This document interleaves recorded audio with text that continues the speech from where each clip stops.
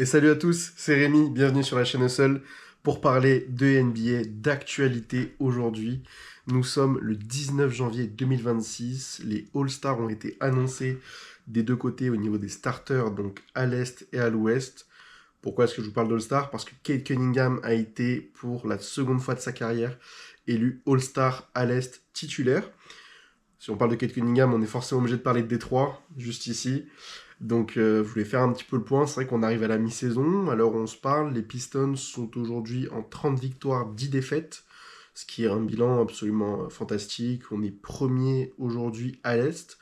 Et je pense que ça méritait de faire un petit peu le point sur quelles sont les clés réelles de ce succès, parce qu'on attendait une belle saison avec la saison passée, le retour en playoff, la belle sortie entre guillemets contre les Knicks, où mine de rien on fait quand même une plutôt belle série.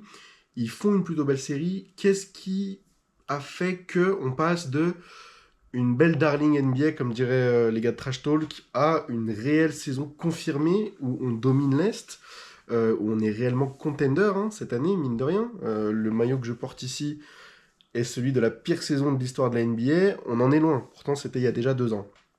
Autant vous dire que ça va assez vite. Et vous savez, je suis un grand observateur de Détroit, je suis un fan hardcore de cette équipe. Donc pour moi, c'était intéressant de vous en parler aujourd'hui. J'ai regardé tous les matchs de cette saison de Détroit, donc à date, donc les 30 victoires, les 10 défaites. J'estime avoir un petit peu de recul sur ce qui s'est passé en étant aussi totalement objectif, parce que c'est pas parce que je suis fan que de suite on va tomber dans le fanatisme pur et dur. Mon but, ça reste quand même l'analyse sportive et d'essayer de décrypter les clés du succès.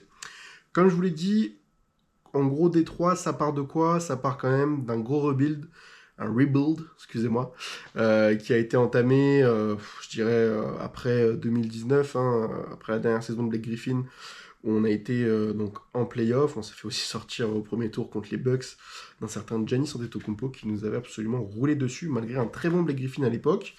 On est rentré dans ce process de reconstruction. Un rebuild, c'est la reconstruction d'une équipe. On est allé chercher des jeunes talents à la draft. Là, de mémoire, on a eu des jeunes talents français, notamment. Détroit, ça a rimé avec la France sur le début des années 2020. On a drafté notamment Kylian Hayes en 7ème position, donc français le plus haut drafté de l'histoire à l'époque, bien avant les Victor Wembanyama, Alexandre Sarr et Zachary Rizace, pardon. On a notamment drafté Sekou Doumbouya en 15, je crois qu'il fait mine de rien des bons petits des bonnes petites pics, des bons petits pics, pardon. À certains moments, on voit des qualités vraiment intéressantes athlétiques, mais ça aboutit pas forcément. Donc on est un petit peu dans ce marasme-là, jusqu'au jour où, en 2021, Détroit obtient le first pick, et ça tombe sur Monsieur Cade Cunningham. Forcément, la suite, vous la connaissez, reconstruction, on va chercher des choix audacieux, notamment à la draft, mais aussi on va chercher des gens qualifiés pour aller bien bosser dans les bureaux. On a des changements au niveau du staff, des changements au niveau du GM, notamment passé, on a évincé totalement Troy Weaver et aujourd'hui ça va beaucoup mieux, mine de rien. Il y a des choix qui ont été cohérents sur le plan sportif, mais également au niveau des bureaux avec certains types de contrats, certains joueurs qu'on est allé chercher pour aller apporter cette touche-là en termes de qualité de jeu et d'expérience. C'est ce qui permet notamment la bonne saison de l'année dernière. On va chercher un petit peu des vétérans, du Malik Beasley qui fait la meilleure saison de sa vie l'année dernière, alors qu'il sort de Milwaukee où c'est une saison, voilà, je vais pas dire pas folle, mais vraiment pas folichonne. Et il est le meilleur scoreur à 3 points de la NBA la saison dernière. Il s'en est suivi l'histoire de gambling, etc., dont on va pas parler ici, qui font qu'aujourd'hui il n'est plus dans le roster, mais ça illustre vraiment ces choix stratégiques du front office pour aller chercher des joueurs clés et importants. On a notamment le retour de Tobias Harris, qui lui, ancien de Détroit, qui a été notamment drafté là-bas, donc qui a fait ses premières années à la maison, qui est revenu dans ce rôle un petit peu de vétéran, lui qui était un petit peu en fin de cycle dans ses équipes précédentes. Là, enfin, on a passé le step, il accepte totalement son rôle, et ça donne vraiment de la profondeur à cette équipe. C'est vraiment quelque chose qui vient tout changer au niveau du leadership, et il mentor un petit peu tous ces jeunes qu'on a. Donc après, je vous ai parlé de Cade Cunningham, on a drafté Osar Thompson, qui est un profil absolument fantastique de défenseur, un mec athlétiquement, il est sur ressort, c'est n'importe quoi. Très très fort défenseur et très bon proche du cercle, notamment. On a drafté Jalen Duren, qui a eu un profil un petit peu spécial. Après, il a été drafté vraiment très très jeune, hein, pour le coup, Jalen Duren est dans sa 3e saison NBA et je crois qu'il a à peine 21 ans de mémoire. À vérifier, mais il est très très très jeune. Et là, j'espère, malheureusement, on a eu les votes, il n'a pas été titulaire au Star Game, mais j'espère qu'il sera au moins réserviste avec ses affaires de Team World, Team USA, où il va falloir forcément un rééquilibrage au niveau des joueurs. Mais pour moi, voilà, il est pivot titulaire dans l'équipe qui est premier aujourd'hui à l'Est. Mine de rien, c'est pas rien quand même. C'est pas rien et ça montre vraiment qu'il y a eu un développement et un taf qui a été fait, que ce soit au niveau du training staff, que ce soit au niveau du coach, l'arrivée de JB Bickerstaff. On passe de Monty Williams, qui est au sortir d'une finale, enfin de quelques saisons avant, d'une finale avec les Suns, ont fait la pire saison de l'histoire de la NBA quand même, c'est vous dire. On passe d'un coach qui est coaché en finale NBA à un mec qui reprend un projet, qui, bref, fait n'importe quoi, qui a été évincé du coup. On fait la pire saison de l'histoire de la NBA. Quelques années, seulement 2 ans après, on est en playoff. Ça va très vite la NBA, ça va très très vite. Donc tout ça pour vous dire qu'il y a eu des choix qui ont été cohérents. J'en oublie peut-être, mais Isaiah Stewart, ça a été, lui pour le coup, drafté en 2020, juste avant Kate Cunningham. Ce mec-là, pour moi, c'est la réincarnation de Ben Wallace. Sans vouloir porter blasphème à Ben Wallace, mais c'est vraiment un gars qui incarne une identité à Détroit, et c'est aujourd'hui ce qu'on a. Pourquoi je vous parle de tout ça? C'est que selon moi, c'est des choses qui sont importantes à Détroit plus qu'ailleurs. Détroit, c'est culturellement du hustle, sans mauvais jeu de mots, du play hard, du jeu physique, du jeu défensif. On ne peut pas dissocier Détroit de ces éléments-là. Et aujourd'hui, l'arrivée de ces joueurs-là, Isaiah Stewart, Jalen Duren, Osar Thompson, Ken Cunningham, ça vient réincarner cette génération. Du hustle play pur et dur. Vraiment, ça se bat sur tous les ballons. Il faut se jeter par terre, on se jette par terre. Nombre de fois, vous voyez Osar Thompson qui est au sol en train d'aller chercher un ballon, ou alors de sortir, de se jeter du terrain pour aller sauver un ballon d'une touche. C'est vraiment des choses qui aujourd'hui font la différence et qui ont créé une identité. On avait notamment toute une campagne, si vous voulez, autour de communication à Détroit sur refaire, si vous voulez, redonner cet aspect-là, cet aspect historique à Détroit, refaire de Détroit ce qui a fait de son succès. Il y avait notamment des t-shirts, je ne sais pas si je retrouverai des photos par rapport à ça, mais c'était absolument fou et on est en plein dedans. Et ces choix-là font qu'aujourd'hui, Détroit, l'heure où on se parle, le 19 janvier 2026, on est vraiment au top de l'Est. C'est quelque chose que personne ne pouvait forcément prédire et qui se base sur des très belles performances. Au niveau de la mi-saison, on est à 40 matchs joués, il en reste encore 42, donc on est vraiment à la mi-saison. Il y a plusieurs choses qui me sortent. Déjà, on commence mal la saison, j'ai le calendrier sous les yeux. Bon, les matchs de pré-saison, je n'en tiens pas forcément rigueur, mais on commence la saison par notamment une défaite à Chicago, où on perd un petit peu bêtement. Après, ça se reprend, ça vient gagner 2 matchs contre les Rockets et contre les Celtics, donc gros match quand même. Dès le départ, Boston, on ne savait pas ce que ça allait donner à cette époque-là, hein, au tout début de la saison. On a le recul maintenant de voir que c'est une équipe très très sérieuse, mais en tout cas, voilà, on vient redonner un petit peu tout ça. Une défaite contre les Cavs qui ont été vraiment très très sérieux également. Et là, après, c'est parti. On part sur un run de 13 victoires d'affilée, où Détroit, cette équipe-là, ce roster-là, qui est très très bien construit, très bien équilibré, est venu rouler sur tous ses adversaires. On parle de cette série de 13 victoires qui est du coup un record de franchise. Hein. On a égalé le record de 13 victoires d'affilée qui avait été fait. Ce record de franchise-là aujourd'hui, il est fou parce qu'en fait, c'est pas seulement 13 victoires, c'est 13 victoires, mais si on regarde le détail, il y a des matchs de fou dedans. Il y a des actions qui font qu'en fait, tu fais pas 13 victoires comme ça. Dans les 13 victoires notamment, on va avoir quand même Orlando, Dallas, Memphis, Utah, Brooklyn, Philadelphie, Washington, Chicago, Philadelphie une deuxième fois, Indiana, Atlanta, Milwaukee, Indiana. On peut penser que le calendrier était un petit peu favorable, je l'accorde. Néanmoins, il y a eu quand même beaucoup d'absents. Il y a eu certains matchs où Kate Cunningham n'a pas joué. Jalen Duren n'a pas été là. On a des matchs quand même, c'est assez effarant. J'ai notamment souvenir de ce match contre Washington où c'est Dennis Jenkins qui éclot totalement et qui vient caler un buzzer beater pour partir en prolongation. L'action est complètement folle, vraiment. Et si vous voulez, c'est un petit peu symptomatique de cette équipe. Pour moi, pourquoi aujourd'hui on est premier de l'Est, c'est qu'en fait, cette équipe-là, elle a su réellement incorporer des joueurs de banc, des joueurs vraiment clés par rapport à ça. On a notamment donc l'éclosion de Dennis Jenkins, qui fait une saison absolument folle. Le gars, il était même pas en contrat garanti au début de la saison. Vraiment, il a su step up avec l'absence de Marcus Sasser, donc deuxième meneur backup, et l'absence parfois de Kate Cunningham. Le gars, c'est devenu un des joueurs les plus clutch de l'effectif. C'est ces choix-là qui ont été intelligents, avec ces joueurs-là, qui incarnent cette mentalité hustle. Je parle de Isaiah Stewart, mais je parle de Dennis Jenkins également. Donc il faut pas oublier que tous ces joueurs-là, vraiment, ils ont rendu à Détroit son identité, son image, et c'est ce qui fait qu'aujourd'hui, ça marche, tout simplement. Entouré par JB Bickerstaff, qui est un des meilleurs coachs pour relancer un projet, en témoignent les Cavs, qui l'ont sorti parce qu'ils arrivaient à des limites en termes de coaching, et qu'ils avaient besoin de passer un step, qui pour l'instant n'a pas été passé, néanmoins. On a récupéré JB Bickerstaff, et ce gars-là est très très performant pour développer un young core, pour développer des jeunes talents, et ça marche. Avec ce calendrier-là, c'est 13 victoires d'affilée. Déjà, ça redonne de l'espoir avec cette fameuse saison où j'ai le maillot, qui vient témoigner d'une série, je crois, de 25 défaites d'affilée, record historique de la NBA. Vraiment, c'était absolument fou. Kate Cunningham, il avait les larmes aux yeux des fois à la fin de certains matchs.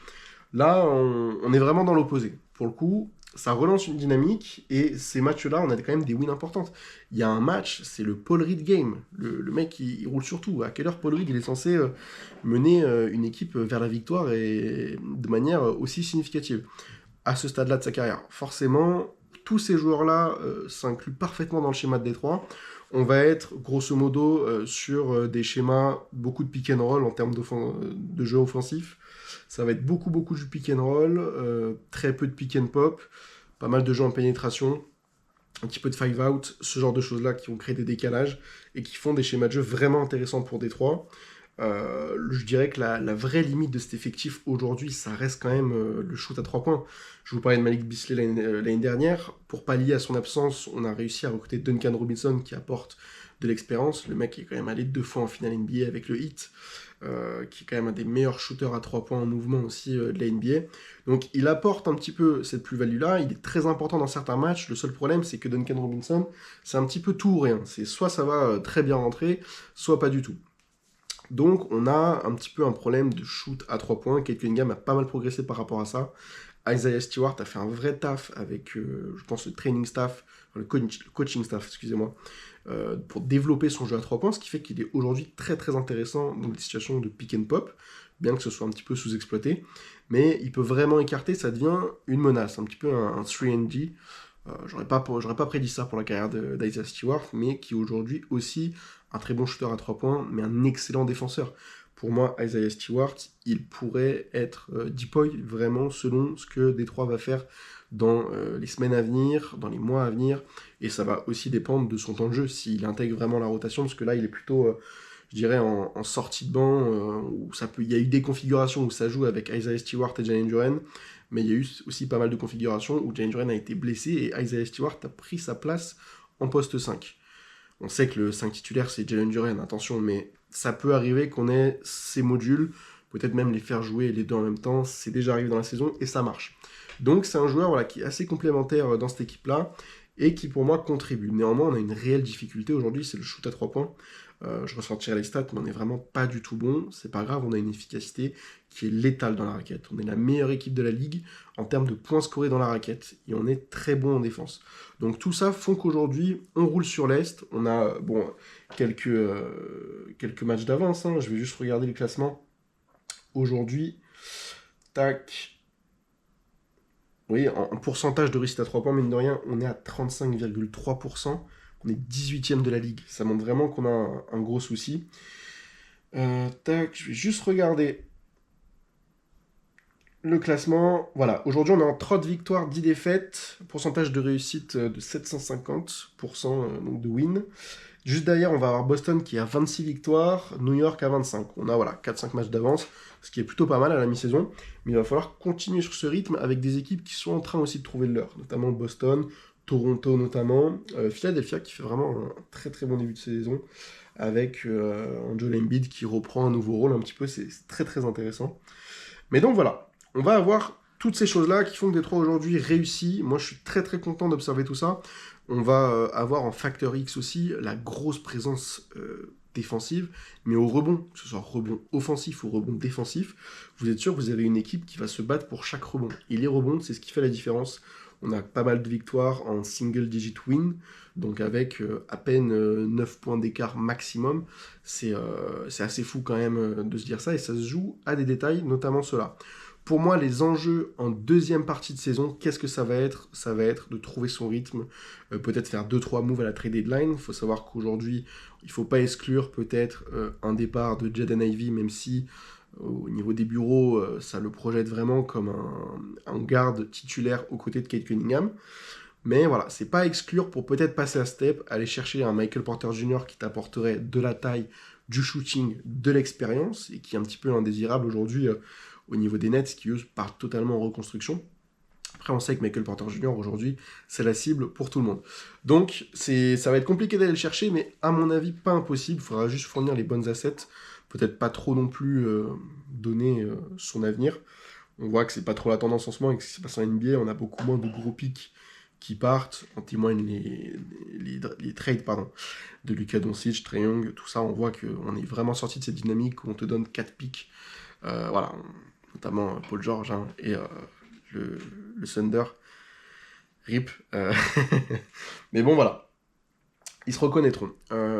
Aujourd'hui, pour moi, ces enjeux, ça va être là de faire peut-être les bons moves pour aller passer un step et se retrouver éventuellement avec davantage de solutions sur une défense qui, en playoff, va se resserrer, va devoir trouver des espaces, trouver des solutions. Et même si tu as un Kate Cunningham qui est très fort, il va aussi falloir peut-être prendre un petit peu le relais, notamment avec des gars comme Danny Jenkins, Marcus Sasser qui a très bien trouvé son rythme. Si on a aussi, comment il s'appelle, Jaden Ivey qui reste dans l'effectif, il faut savoir qu'il revient d'une grosse blessure, il n'a pas joué pendant quasiment plus d'1 an pour une fracture au pied de mémoire. Donc il faudrait aussi voir comment est-ce qu'il s'intègre dans cette seconde partie de saison où il y a eu un petit peu de hauts et des bas, mais il revient aussi d'une très très grosse blessure, c'est compliqué, mais il est très intéressant par son profil. Je dirais la seule chose qui l'écarterait peut-être, c'est cet aspect de lacune défensive, bien qu'il y a du progrès. Mais après voilà, il va falloir voir, ça va être les enjeux. Je serai sur place pour voir Détroit contre Golden State et Los Angeles, donc peut-être que je vous filmerai ça, mais ça va être des matchs très très cool. Je pense que ce qu'il va falloir surveiller aussi dans les matchs à venir, ça va être les gros matchs type ok, on veut du challenge, comment on joue contre San Antonio, comment on joue contre le Thunder, comment on s'adapte à ces défenses-là qui sont élites. Parce qu'aujourd'hui, c'est vrai que la conférence Est a une différence de niveau de jeu qui est beaucoup plus en faveur de l'Ouest, c'est un fait, hein. Mais il va vraiment falloir voir comment on s'adapte à ces défis-là qui vont pour moi être la clé de la réussite de Détroit ou non en play-off. Après, on n'est pas dans l'urgence. Là, le projet vraiment est en seconde année, je dirais, de répétition. On est en train de prendre nos marques, etc. Je n'attends pas à ce qu'on gagne le titre cette année.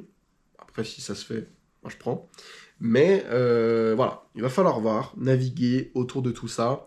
Je suis vraiment content parce qu'il y a quelques années, j'aurais jamais cru pour voir que Détroit serait premier de la ligue, parfois même premier à l'Est.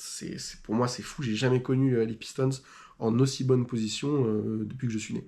Autant vous dire, enfin en tout cas depuis que je suis la NBA, autant vous dire que pour moi, c'est vraiment une situation qui est exclusive, mais qui vient redonner un peu ses lettres de noblesse à la NBA, que d'avoir une équipe qui joue dur, qui joue vraiment physique. Je trouve que c'est un peu ce qui manque dans cette NBA un petit peu aseptisée. Et pour moi, avoir Détroit en bonne position sportive, c'est synonyme de bonne santé pour la NBA. Ça n'engage que moi, bien sûr. Peut-être que je suis un petit peu biaisé. Mais n'hésitez pas à me dire également dans les commentaires quelles, pour vous, sont les pistes d'amélioration pour Détroit sur cette seconde partie de saison. Je dirais quand même qu'un des points importants à ne pas négliger, il y a vraiment ne pas négliger, ça va être de rester en bonne santé, éviter les blessures. Peut-être sur certaines fins de match, on a vu quand même qu'on a des gars qui peuvent prendre le relais à la main pour Kate Cunningham, peut-être l'épargner un petit peu. C'est un peu ce qui est en train de se faire, j'ai l'impression, sur les derniers matchs. Voilà, il faudrait vraiment essayer d'arriver le plus en forme en play-off pour réellement voir jusqu'où cette équipe peut aller. Est-ce qu'il y a un plafond? Où est-il? Et allons le chercher, tout simplement. Eh ben écoutez, je vous remercie beaucoup. C'était Rémi. Dites-moi en commentaire s'il y a des choses peut-être auxquelles vous pensez pour Détroit. Quels moves peut-être vont-ils faire à la trade deadline pour aller chercher cet élément, ce petit élément qui leur permettrait de passer un step au niveau du shooting. Est-ce que Duncan Robinson sera-t-il encore là d'ici la trade deadline? Est-ce que Jaden Ivey sera encore là? À vous de me dire dans les commentaires. Je vous remercie beaucoup. C'était Rémi. Ciao.